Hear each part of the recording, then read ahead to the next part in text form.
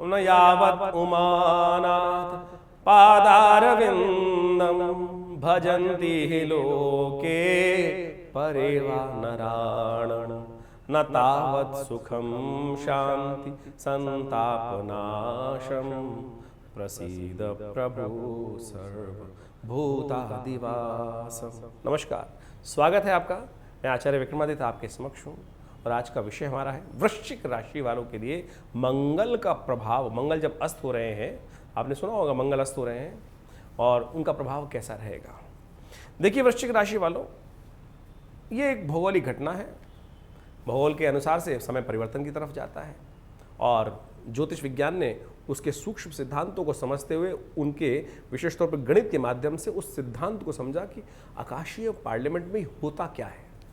ये आज ही नहीं, आज तो विशेष तौर पर सैटेलाइट्स हैं, बहुत सारे टेलीस्कोप्स हैं, उन सब के द्वारा आज नासा वगैरह बहुत सारे बड़े बड़े साइंटिस्ट उस विवेचना को उपस्थित करते हैं। लेकिन भारतीय संस्कृति में अनादिकाल में ऋषि मुनियों ने केवल इन उन्मिल नेत्रों से, सिंपल नेत्रों से, साधारण नेत्रों से आकाश में देखकर ध्यान के द्वारा, गणित के द्वारा इन सब प्रत्यक्ष प्रभावों को गणित के माध्यम से बहुत सुंदर तरीके से विवेचना उपस्थित करी है। आपको विशेष तौर पर आश्चर्य होना चाहिए और अपनी संस्कृति पर विश्वास करना चाहिए कि कैसे हमारे उद्भट विद्वान रहे हैं, जिन्होंने आज जो नासा गणित दे रहा है, आज जो सैटेलाइट से जो गणित सामने आ रहा है, वही बिल्कुल प्रत्यक्ष भारतीय संस्कृति के ज्योतिषविदों ने, ऋषियों ने बहुत सुंदर तरीके से वो गणना अनादिकाल से उपस्थित कर दी, लाखों वर्ष पूर्व। अभी तो मानने को भी तैयार नहीं है विदेश वाले इस बात को कि लाखों वर्ष पूर्व की जो हमारी संस्कृति में बात की जाती है वो शायद वो मानने को भी तैयार नहीं है, लेकिन सत्य है। चलिए आज के विषय पे आ जाते हैं। वृश्चिक राशि वालों के लिए कैसा रहेगा। अब मंगल अस्त होने जा रहे हैं, सबसे पहले उसको समझ लें। अस्त होने का मतलब है सूर्य के सन्निकट आ रहे हैं। ज्योतिषी गणनाओं के अनुसार से जब सूर्य के 17 अंश के आसपास इधर या उधर मंगल आ जाते हैं तो मंगल दिखने बंद हो जाते हैं, अस्त हो जाते हैं, निस्तेज हो जाते हैं। इसको इस प्रकार समझ लें कि आप दिवाली के आसपास लाइटें लगाते हैं ना अपने घर के बाहर, छोटी छोटी लाइटें लगाते हैं और रात में कितनी सुंदर प्रकाश देती हैं, चमकती हैं और उससे प्रकाश भी हो जाता है और बिल्कुल चमकते चमकते प्रकाश होते हैं। लेकिन जैसे ही सूर्योदय होता है वो प्रकाश पता ही नहीं चलता, लाइट लगी हुई है, पड़ी भी हुई है, आपको पता चलता है अरे वो रात को लाइट जल रही थी इतनी सुंदर, वो तो गायब हो गई, दिखाई नहीं दे रही, कहाँ पड़ी है। थोड़ा ध्यान से देखना पड़ता है, तब जाके अरे नहीं नहीं नहीं, हाँ वो लाइट लगी हुई है, लड़ी पड़ी है, आपको समझ। तो मैंने आपको ये समझाने का प्रयास किया। क्या हुआ कि सूर्य इतना प्रबल प्रकाश सामने निकला तो उसके समक्ष वो, अगर वो जला भी दोगे लाइट, तब भी बहुत हल्की हल्की भान होगा कि ये लाइट है यहाँ पर। तो यही होता है कि ग्रह का अस्त होना। अब कई लोग इसको ऐसे कह देते हैं, अभी हम कुछ दिन पहले सुन रहे थे, एक व्यक्ति कह रहा था ग्रह अंधा हो गया। अभी एक ज्योतिषी कह रहे हैं मंगल अंधा। अरे भैया, अंधा उनकी बुद्धि हो गई है। अंधा वो हो सकता है व्यक्ति, बुद्धि व्यक्तिहीन व्यक्ति अंधा हो सकता है, ग्रह अंधा। महाराज पहले ये समझो कि मंगल है कौन। मंगल देव प्रभु, जी हाँ, ऐसे नहीं कह रहा हूं, उसके सिद्धांत दे रहा हूं आपको। मंगल साक्षात शिव के अंश है, धरती पुत्र है, वीरभद्र हैं।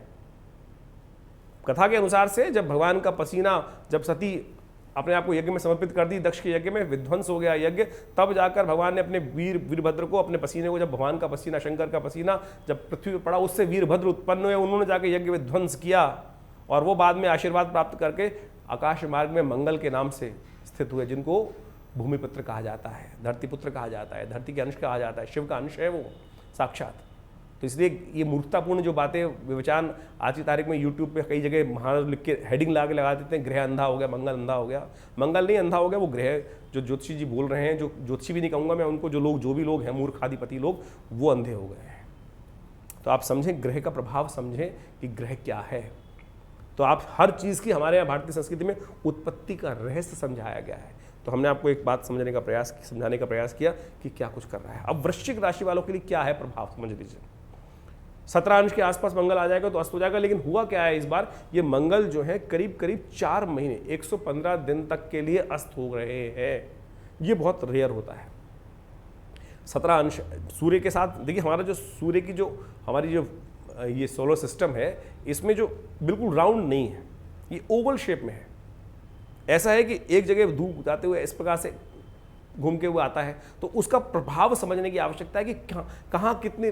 तो इस समय जो ग्रहों का योगायोग बना हुआ है कि वो मंगल जो है सूर्य के आगे पीछे होते होते 17 अंश का जो डिफरेंस क्रिएट करना है, उसमें उनको 4 महीने लग जाएंगे, तब लगातार अस्त हो गए हैं, फंस गए हैं।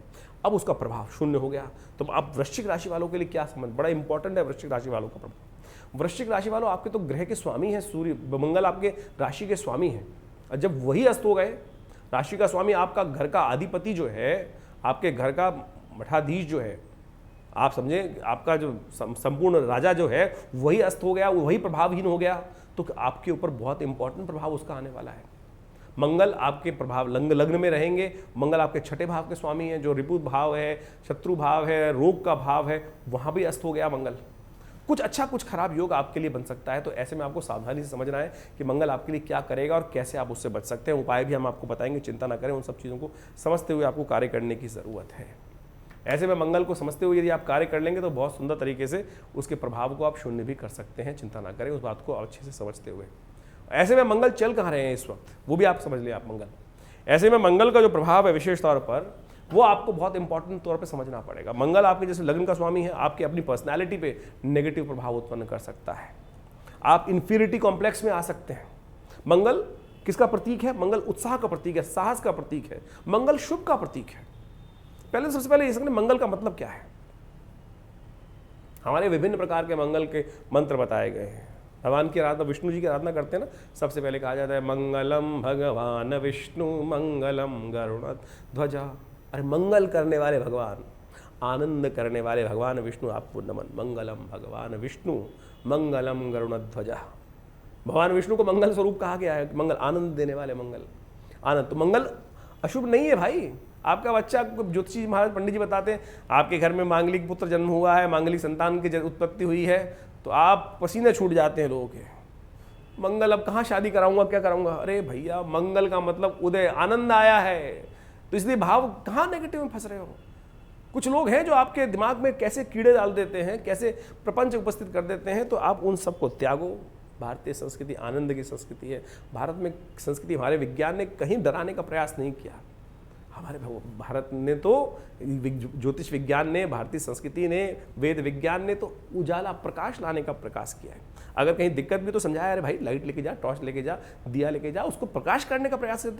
तो आप उसको समझने का प्रयास करें। दिक्कत है तो उसको ठीक करने का प्रयास कीजिए। डरने से थोड़ी काम चलने वाले, भय से काम थोड़ी चलने वाला है। अब मंगल क्या करने वाले आप समझें। तो मंगल जो आपकी राशि में रहेंगे तो वो बहुत कुछ इंपॉर्टेंट आपको भाव उत्पन्न करने वाले हैं। 24 सितंबर को मंगल अस्त हो जाएंगे शाम को 5:30 बजे। उन दिनों उस समय मंगल कन्या राशि में चल रहे हैं। कन्या राशि में चलते चलते मंगल अब 17 अंश के पास आ गए सूर्य के, तो अस्त हो गए।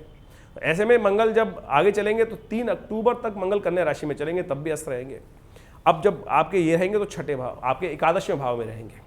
एकादशवें भाव में मंगल और सूर्य एक साथ चलेंगे, वहाँ पर अस्त भाव में चलेंगे। और ये आपके लिए विशेष तौर पर सावधान वाला भाव है। कहाँ दिक्कत कर सकता है? आपके लाभ में, आपकी बुद्धि के अनुसार से, आपकी संतान में, आपकी विद्या में, आपके कई प्रकार से कष्ट देने के योग दे सकता है। तो इन सब फैक्टर्स को आपको ध्यान रखना है। संतान का ध्यान रखना है, संतान को कष्ट ना हो। अपनी बुद्धि का ध्यान रखना है। यदि विद्या अध्ययन कर रहे हैं तो बुद्धि को ध्यान रखने की ज़रूरत है। अपने स्विच को जला के रखने की ज़रूरत है। मंगल का उपाय लगातार करने की ज़रूरत है। ऐसे में उपाय हम आपको बता देते, चिंता ना करें। कहीं बेचारा गरीब परित्यक्त बुद्धिमान व्यक्ति मिल जाए, कोई ब्राह्मण मिल जाए, कोई ज्ञानवान व्यक्ति मिल जाए, परेशान हो, उसकी हेल्प कर दीजिए। ये विशेष तौर पे उपाय है, चमत्कारी उपाय है। इसको नोट कर लीजिए। आपके लिए, हम वृश्चिक राशि वालों के लिए बता रहे हैं, तो कहीं ज्ञानवान पंडित ब्राह्मण, दरिद्र ब्राह्मण मिल जाए, बेचारा कोई दिक्कत वाला हो, तो उसकी अपनी तरफ से सपोर्ट करने का प्रयास कीजिए। किसी ब्राह्मण को दान करने से, पुण्य करने से, ऐसे में साफ साफ ग्रह दिखाता है कि आपके लिए इन सब समस्याओं से लाभ हो सकता है। किसी गौशाला में जाके कुछ हरा दान कर दीजिए, ये आपके लिए बहुत कल्याणकारी योग बनेगा। तो इसके द्वारा आपको नेगेटिव प्रभाव से बचने के लिए रास्ता बन जाएगा। कब? 24 सितंबर से 3 अक्टूबर तक के लिए उपाय हम आपको बता रहे हैं। इसके बाद जब मंगल आगे जाएंगे, तुला राशि में जाएंगे। 3 अक्टूबर से लेकर 17 नवंबर तक तुला राशि में चलेंगे। सूर्य भी वहीं आसपास आ जाएंगे। करीब करीब 17 अक्टूबर को सूर्य परिवर्तित होकर वहाँ आ जाएंगे और फिर वहीं रहेंगे। तो ऐसे में आपकी महत्वाकांक्षा बढ़ सकती है, ओवर एम्बिशियस हो सकते हैं। दाव लगा दो, बिल्कुल ऐसी चीज़ चला लो, बड़ा कर देंगे, काम हो जाएगा, फंस जाएगा। ऐसे महत्वाकांक्षी हो जाएंगे, अरे दाव लगाओ ना, चलो ये बहुत बढ़िया सिस्टम चल रहा है, इसमें अच्छे से 4 पत्ते और डाल देते हैं, 4 और मेरी पत्ती और ले लो। अरे भाई, सामने वाला फंसाने को तैयार बैठा है, उम्मीद जगाकर आपको लूटने के लिए बैठा है। सावधान हो जाना। ये ग्रह योग दिखा रहे हैं कि ऐसे में किसी भी तरह से दाव पे लगाना, नुकसान बहुत ज़्यादा मतलब बहुत ऊंची छलांग लगाना, अपने औकात से बाहर जाके खेलना, पैसे पे बहुत ज़्यादा रिस्क लेना ठीक नहीं है, उस टाइम पे फंस जाओगे। उपाय क्या किया जाए? गरीब परित्यक्त स्त्रियां जहाँ दिखाई दें, किसी विशेष तौर पर अनाथालय है, कन्याओं की सेवा कर अपनी तरफ से करने का प्रयास कीजिए। कोई बेचारी परेशान अबला दिखाई दे रही है, उसके निमित्त तो उसको कुछ भोजन दे दो, कुछ पैसे दे दो, ये उपाय आपके लिए बहुत सुंदर रहेगा। गरीब जितना ये सेवा करोगे ना, कहीं गरीब परेशान व्यक्ति दिखाई दे रहा है, उसकी सेवा करने का अपने यथाउचित भाव से प्रयास कर दो। ये बहुत सुंदर उपाय बता रहे हैं, इसको कर कर आप लाभ ले सकते हैं। शाम के समय भगवान शंकर के मंदिर में जाकर उनका विशेष तौर पे दूध के द्वारा अभिषेक कर दीजिए, शाम थोड़ा तिल डालकर। ये आप कर आप अपने ग्रह के दुष्प्रभाव को ठीक कर सकते हो। ये उपाय हम आपको प्रत्यक्ष रूप से बता रहे हैं, इसके द्वारा ये ठीक हो जाएगा। 17 नवंबर से लेकर 28 दिसंबर तक मंगल आ जाएंगे विशेष तौर पर वृश्चिक राशि पर, आपके लग्न में आ जाएंगे। ऐसे में वृश्चिक राशि वालों समझ लो क्या दिक्कत आने वाली है। ऐसे में वृश्चिक राशि वालों, आपके घर के परिवार वाले लोगों पर ये ग्रह प्रभाव ज़्यादा परेशान कर सकता है। आपके भाइयों के साथ आपकी अनबन बना सकता है। विशेष तौर पर आपके सगे संबंधी जो लोग हैं, संबंधी जन लोग हैं, उनके साथ आपके मतांतर भेद दे सकता है। व्यापार में कष्ट देने के योग दे सकता है, तो इनको आपको ठीक करने की ज़रूरत है, विशेष तौर पर संभल कर ठीक करने की ज़रूरत है। ऐसे में क्या उपाय किया जाए? ऐसे में आप हनुमान चालीसा का पाठ कीजिए नित्यप्रति, हनुमान जी को चोला चढ़ाइए हर मंगलवार के दिन। तो ये सब उपाय कर आप इस समय को ठीक कर सकते हैं। इसके बाद मंगल 28 दिसंबर से लेकर करीब करीब 16 जनवरी तक, जब मंगल उदय हो जाएगा उसके बाद तक आपके द्वितीय भाव में आ जाएगा। और द्वितीय भाव में जाकर क्या कर देगा, आपके परिवार में थोड़ा सा आपको ऐसा लगने लगेगा कि आपके दोस्त, आपके मित्र लोग ऐसा समझ लेंगे, आपको अवॉइड करना शुरू कर देंगे। अरे भाई ये जब भी आता है नुकसान हो जाता है। ऐसा प्रभाव उत्पन्न हो सकता है इस मंगल के अस्त होने के कारण से। और खास तौर पे जिसकी आप मदद करी है, आपने जिसकी आपने हमेशा मदद करी है, वो भी आपसे थोड़ी नजर फिरा सकता है, ऐसे समस्याएं उत्पन्न करने के योग दे सकता है। तो ऐसे में थोड़ा ध्यान रखने की जरूरत है आपको। खास तौर पर आप एक काम कीजिएगा, अपने स्त्री के धन को थोड़ा ध्यान रखने का प्रयास कीजिए, अपने घर के पैसे को ध्यान रखने, उधार की नौबत आ सकती है। उपाय क्या करें? उपाय सुंदरकांड का पाठ, सबसे सुंदर तरीके से आप सुंदरकांड का पाठ कर सकते हैं। अपने जीवन साथी को प्रसन्न रखने का प्रयास कर सकते हैं। और तो और खास तौर पे एक बात और ध्यान रख सकते हैं, एक सुंदर उपाय आपको बता रहे हैं उस समय के लिए, जो आपको विशेष तौर पे 28 दिसंबर से 16 जनवरी तक आपके लिए सबसे श्रेष्ठ रहेगा उपाय। किसी के आगे हाथ मत फैलाना, प्रसन्न रह के काम करना, रोते हुए काम मत करना, अपने आप को मोटिवेट करते हुए काम करना। अरे कोई नहीं, मैं हूँ, कर सकता हूँ। बिल्कुल, जितना मोटिवेट रहोगे, जितना पॉजिटिव सोचोगे। एक पुरानी कहावत है, रोते हुए जाओ तो मरोगी खबर लेके आओगे। इसका अर्थ समझ लो कि नेगेटिव भाव जितना रहेगा उतना कष्ट होने के योग बन जाएंगे। तो पॉजिटिव रहते हुए काम कर लोगे तो बहुत सुंदर होगा। तो हमने मूलभूत कारण से आपको एक खाका बना के दे दिया है कि क्या उपाय आपको करने चाहिए। आमतौर पे लोग प्रपंच में फंसा देते हैं आपको, कोई नग बेच देता है, कोई कुछ और बेच देता है, दुकान खोल रखी है ज्योतिषी के लोगों ने।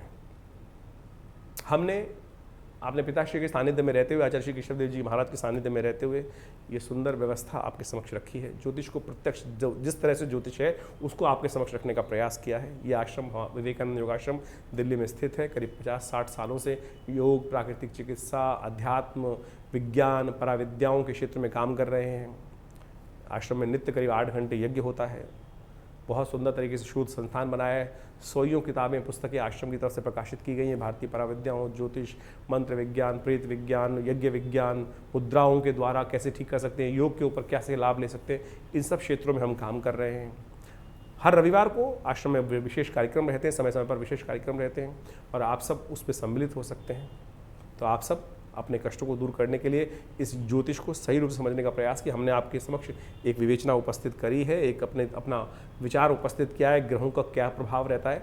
आशा करते हैं आपको समझ में आएगा। हमारा आश्रम दिल्ली में विवेकानंद योगाश्रम है। दिल्ली में बहुत बड़ा संस्थान है, पिछले करीब 50-70 सालों से कार्य कर रहा है। 1960 के दशक से ये आश्रम बना हुआ है। हमारे पिता आचार्य श्री केशवदेव जी महाराज के सानिध्य में ये आश्रम स्टैब्लिश हुआ और यहाँ बहुत सारे समाज की सेवा के कार्य किए जाते हैं, बहुत सारे सेवा भाव रखे जाते हैं।